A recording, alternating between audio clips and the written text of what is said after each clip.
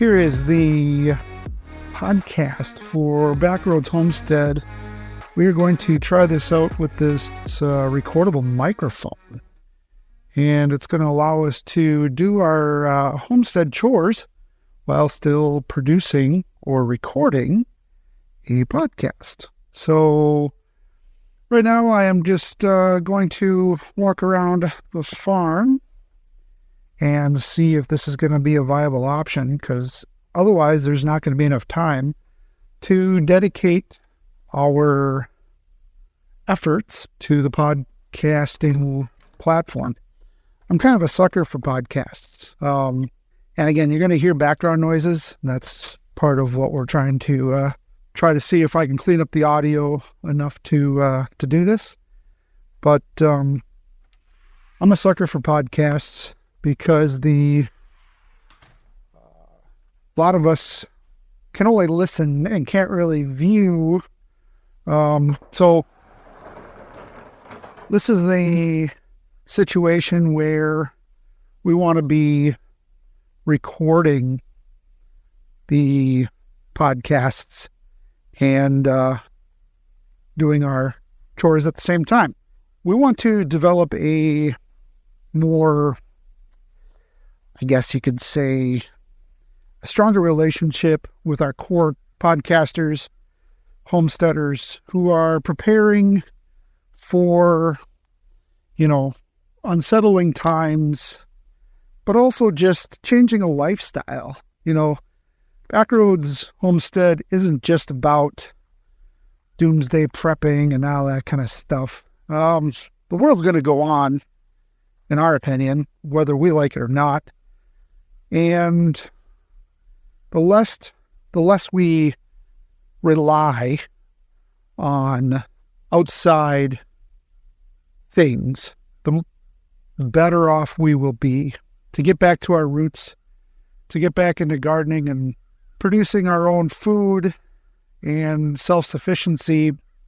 Not only does it help us in our supply chain issues and geopolitical bullcrap that's happening, but it also helps us live a lifestyle that's closer to God, that we're doing things outside, we are using our hands and our bodies the way they were designed, and living a lifestyle that is sustainable and enjoyable.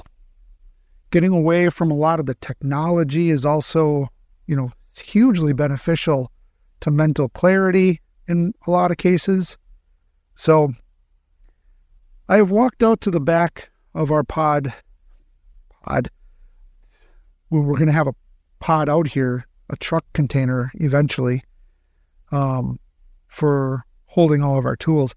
But I'm in the back of the homestead right now. I'm standing between the two garden plots that are 100 by 100.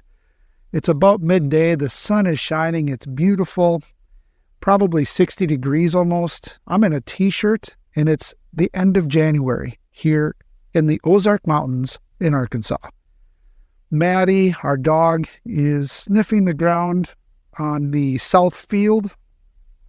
I'm not even entirely sure how we're going to train the dog to not be in the field anymore when we have things planted.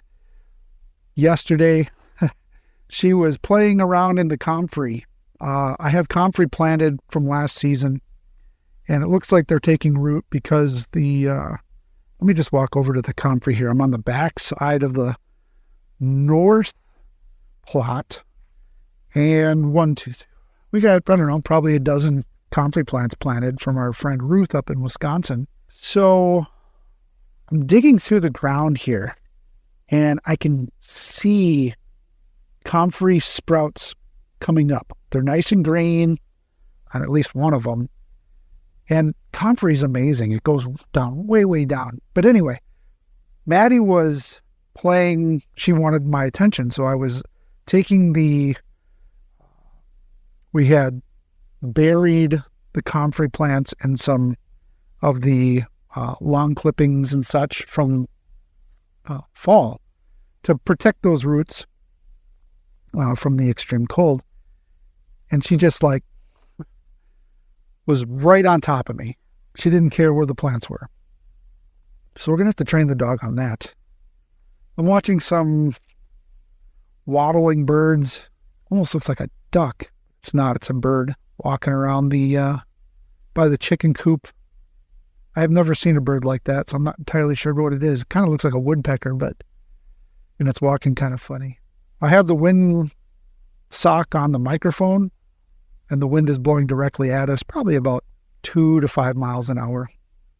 On the backside, between the two fields, I have these big wire wheels, and I'm going to roll one up to the back of the homestead right now. And these wire wheels, I was going to put hose on one of them, but they make really excellent tables.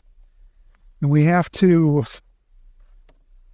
separate our vermiculture buckets. I'm going to split them and make 4 buckets out of the 2 buckets we have now. And instead of pulling the worms out, I'm going to just keep investing and duplicating the boxes. We have, from our move from Wisconsin, we invested in plastic bins, knowing that we were going to use them all over the farm for planting, as well as for vermiculture and other things. So, rolling up and it's a large wire wheel. I mean, it's hundreds of pounds. I got to roll it up this hill here, get to the back of the shop. It's not too terrible. So we're going to film the vermiculture video, which will be on Rumble and YouTube and Twitter, Reddit, and Truth Social, and Tumblr. Gosh, where did we put that all?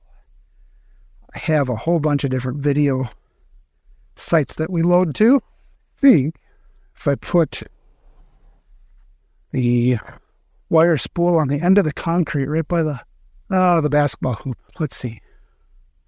Blake won't like it if it's on the concrete, and he can't shoot hoops. So I will put it off the concrete. Let's see. I'm going to push it down, tip it over. There we are. Now we got a table. I just saw some moths fly off the wire wheel. It's amazing those moths survived. It was 20 below wind chills, 0 degrees outside, and that's pretty extreme temperatures but I just saw one fly right out of the cracks of the wooden wire wheel. The outsides of the spools are tattered, faded from the sun, have oil marks on them, but they work good for what we're trying to do. And I think they were only like $5 a piece. So I can only fit 2 on the trailer at a time because they're huge. But the electric company here sells them, and then they donate the proceeds to winter gifts for kids for Christmas. It's a neat little program. I'm watching a hawk fly overhead right now. A couple of them, big black wings, probably 3.5 feet wingspan. They're just leisurely gliding on the updrafts, on the upwinds. Low amount of wind we have. Perfect for that. Searching for a whole bunch of, she just upchucked a bunch of yellow stuff. That's gross. I'm not sure what you were eating, but your body didn't like it. You feel better? Yeah. She's wagging her tail as she's walking in front of me. All proud of herself, like, hey, I just threw up. Don't you like that I didn't do it in the house? Yes, Maddie. Yes, I do. So we're doing seeds. We're getting our seeds started. Again, beginning of January, we got watermelon, sunflowers, peppers. Boy, we got a lot of different things we're doing. And trying to figure out which seeds we want to put out. I got to get some flowers. I want to do that marigold and planting between marigolds and cabbage.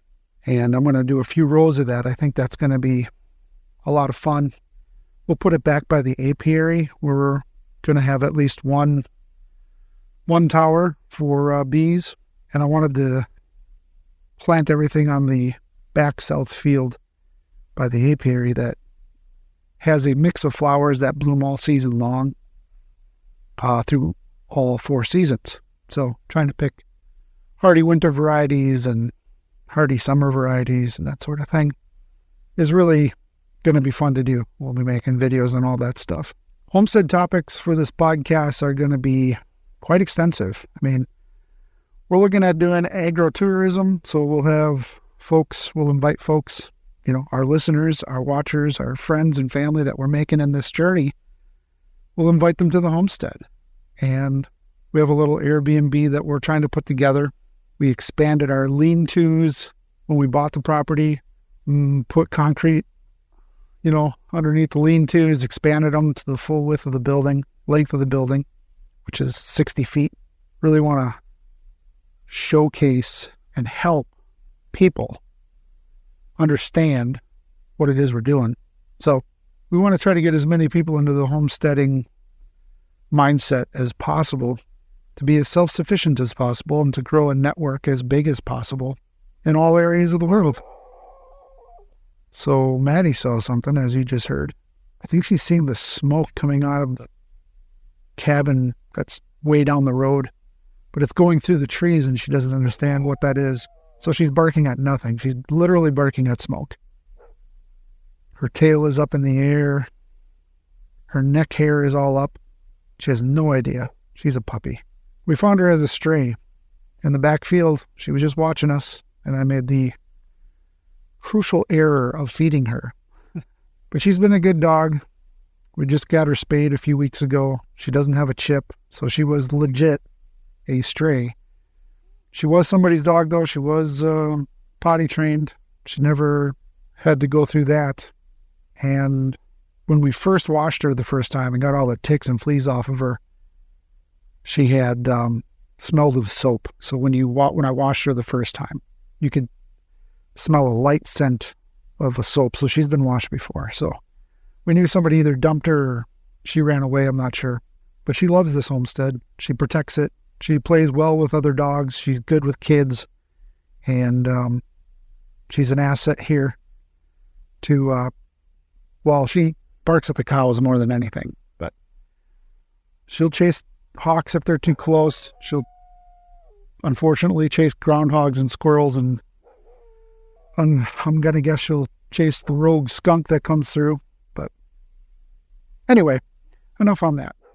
I hope you all are having a wonderful January as we come into February here. I want to know what you guys are doing for getting your homesteads ready. Are you planting seeds yet? What are your plans this year? Or maybe you haven't started homesteading yet. Post in the comment section and below in our backroadshomesteading.com website. There's a podcast section, and you can post your comments under each episode. We want to know what you're doing, how we can help as we grow our community. Thanks for listening to the first initial podcast for Backroads Homesteading. Go ahead and share with like-minded individuals. Download the podcast if you wish, and let's keep this thing rolling. My name's Ryan.